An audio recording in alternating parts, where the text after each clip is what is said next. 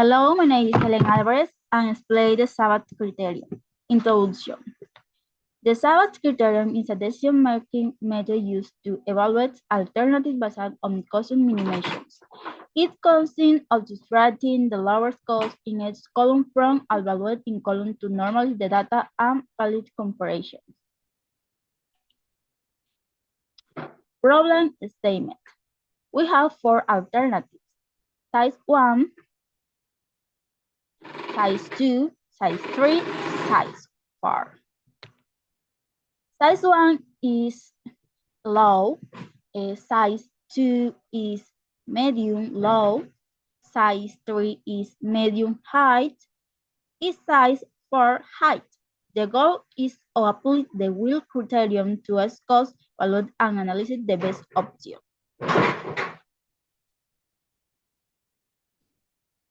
Then normally the value we subtract the minimum value each column for value that column is low minimum value 9,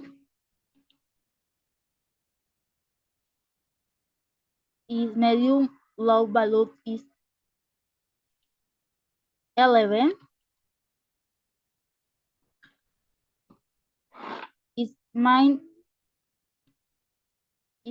value for size 3 is 14, and minimum value size 4 is 25.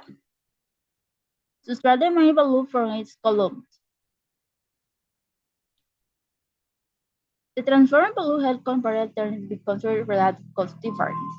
The best choice will be the one with the lowest value across different states, based on the normal that size 1 and size 2 appear to be the most cost-efficient options.